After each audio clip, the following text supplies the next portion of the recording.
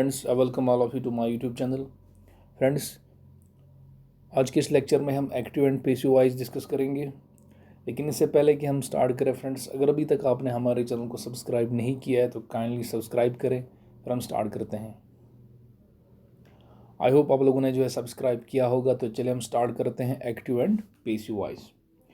Friends, active and passive voice भी JKSSB के जो एग्ज़ाम्स है उनके सिलेबस में दिया गया है, तो एक्सपेक्टेड है तकरीबन 2 to 3 क्वेश्चंस जो है आ सकते हैं एक्टिव एंड पैसिव वॉइस से रिलेटेड। तो चलिए हम स्टार्ट करते हैं। In English a sentence can be written in 2 voices, either in active voice और इन पैसिव वॉइस। तो 2 वॉइसेस में हम जो है इंग्लिश के जो सेंटेंसेस एक्सप्रेस कर सकते हैं, या तो एक्टिव वॉइस में या पैसिव वॉइस में। अब एक्टिव वॉइस क्या है और पैसिव वॉइस क्या है? Active voice, a sentence in active voice focuses on the person और थिंग डूइंग द एक्शन। तो इसमें किस में फोकस होता है? जो पर्सन काम कर रहा होता है। Person, sentence in active voice focuses on the person और थिंग डूइंग द एक्शन, यानी सब्जेक्ट पे फोकस होता है। For example, somebody broke the chair. Passive voice, a sentence in passive voice focuses on the person or thing affected by the action. Passive voice is used when the subject is not important or not known who does the action. तो active voice में focus होता है on the person who does the action और who is the doer और subject of the action पे। और इस तरह से पैसिव वॉइस में जो है ऑब्जेक्ट ऑफ द सेंटेंस पे फोकस होता है। For example, the chair was broken. तो चेयर ऑब्जेक्ट है इसमें, जो इस पे फोकस है, द चेयर वॉज ब्रोकन। तो if the subject has to be mentioned it follows by or other preposition. तो अगर इसमें जो है सब्जेक्ट हम मेंशन करते हैं तो सब्जेक्ट के बाद जो है हम बाय प्रपोजिशन लगाते हैं और कोई proposition. For example, I am writing a letter to my father. I am writing a letter to my father. तो अगर इसको मैं कन्वर्ट करूँगा पैसिव में, a letter is being written to my father by me, यानी कि ये जो प्रपोजिशन बाय है तो सब्जेक्ट के बाद जो है ये हम लगाते हैं bye, while converting active into passive voice. Sentences only with transitive verbs with objects can be transformed into passive voice. तो एक बात यहाँ पर important है कि only those sentences which have objects, जिनके अंदर object है, उसी को आप कन्वर्ट कर सकते हो passive voice में। For example, I run fast, ये एक सेंटेंस है लेकिन इसके अंदर कोई भी ऑब्जेक्ट मौजूद नहीं है। तो ऐसे सेंटेंस को आप जो है पैसिव में कन्वर्ट नहीं कर सकते, ट्रांसफॉर्म नहीं कर सकते हैं।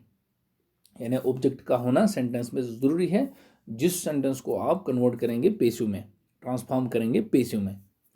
Points to remember while transforming active voice and passive voice. तो किन किन पॉइंट्स का आपने ध्यान रखना है जब आप ट्रांसफॉर्म कर रहे होंगे एक्टिव वॉइस से पैसिव वॉइस में सेंटेंसेस को? Tense plays an important role while transforming the voice. तो टेंस जो है इंपॉर्टेंट है while changing active voice into passive voice. तो किस तरह से आप कौन सा टेंस किस में चेंज करेंगे जब आप कन्वर्ट कर रहे होंगे या ट्रांसफॉर्म कर रहे होंगे एक्टिव वॉइस से पैसिव वॉइस में? सपोज सिंपल प्रेजेंट टेंस है, एक्टिव वॉइस में अगर सिंपल प्रेजेंट टेंस होगा तो यानी कि स्ट्रक्चर क्या होगा? Subject plus verb first form plus S और ES प्लस ऑब्जेक्ट। यानी कोई ऐसा सेंटेंस जिसके अंदर जो है सब्जेक्ट है, फिर वर्ब फर्स्ट फॉर्म है तो प्लस ऑब्जेक्ट है, यानी सिंपल प्रेजेंट। तो जो while transforming into passive voice, तो स्ट्रक्चर क्या बनेगा? ऑब्जेक्ट पहले आएगा, फिर plus is oblique am oblique are, यानी इज एम आर में से कोई एक, plus verb third form plus by plus subject. तो ये होगा जब आपका एक्टिव वॉइस में सिंपल प्रेजेंट टेंस मौजूद होगा। तो एग्जाम्पल एक करेंगे हम, Sachin plays cricket. Sachin plays cricket. तो यहाँ पर देखिए आप, ये जो है एक्टिव वॉइस में कौन सा टेंस है? Simple present.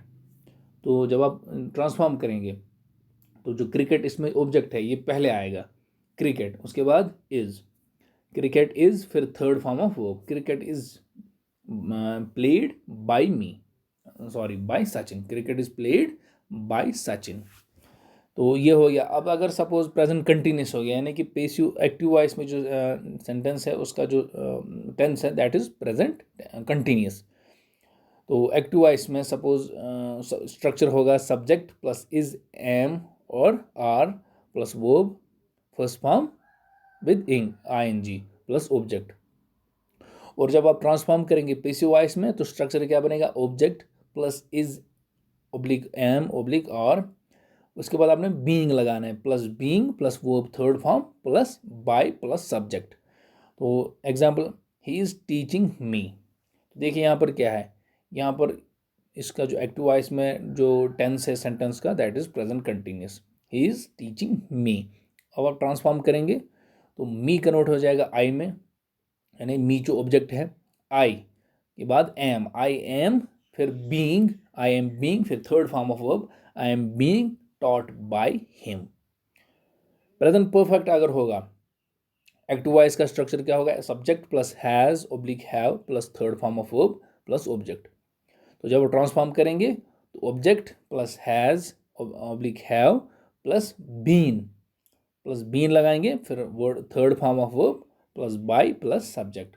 तो example you have finished the work, तो देखिए यहाँ पर जो है subject you, have, finished third form of verb plus object work, you have finished the work. जब आप ट्रांसफॉर्म करेंगे पेसिव में the work has been finished by you, the work has been finished by you.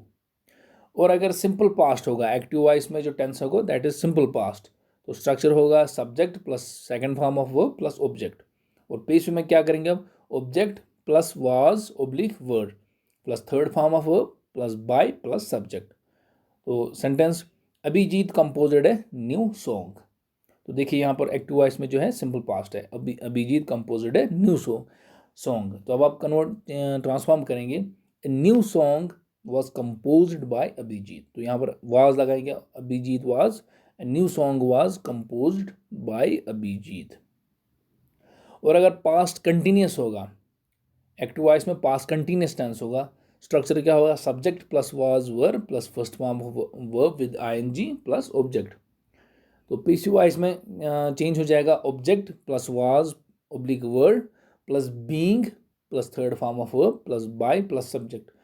The writer was narrating the story, the writer was narrating the story, ये active है। इसका पेशु क्या बनेगा अब the story was being, तो being add करना है, तो story was being third form of verb narrated by the writer, the story was being narrated by the writer। उसके बाद past perfect tense एक्टिव में क्या होगा एक्टिव वॉइस में subject plus had plus third form of verb plus object. तो आपने change करना है इसको ऑब्जेक्ट प्लस हैड बीन, तो यानी हैड के साथ बीन आपने ऐड करना है फिर थर्ड फॉर्म ऑफ वर्ब फिर प्लस बाय प्लस सब्जेक्ट।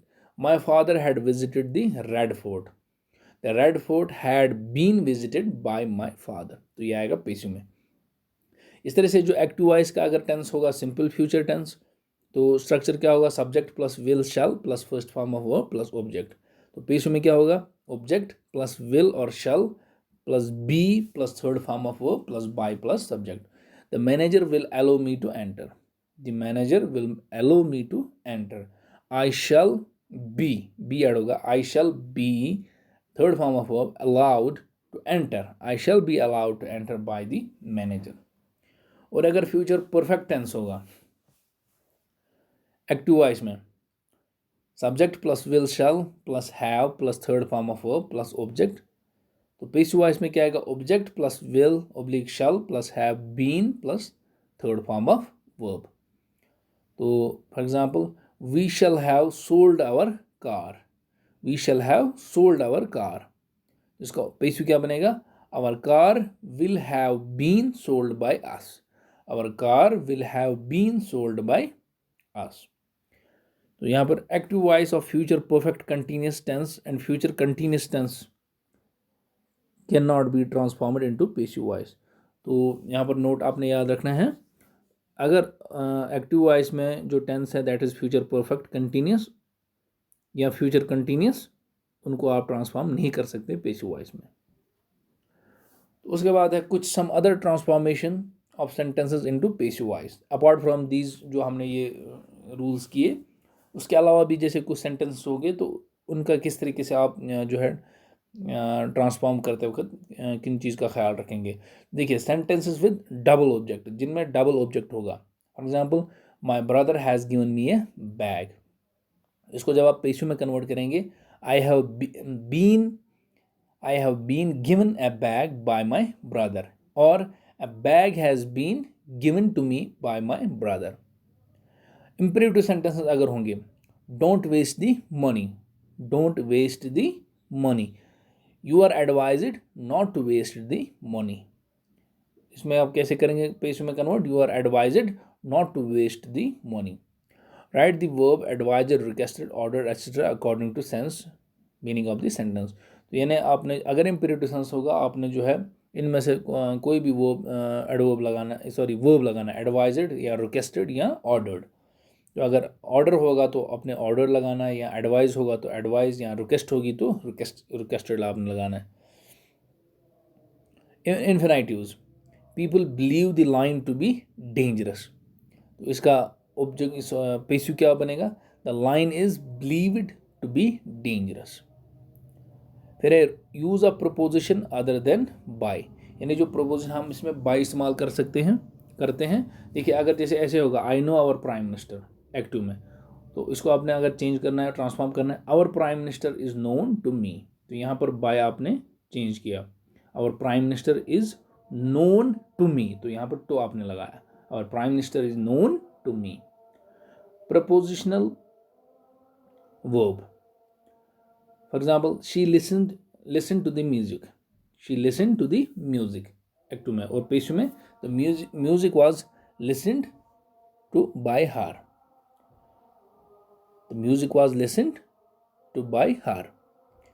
उसके बाद है sentences with modal verb, active voice में subject plus modal verb can, could, etc.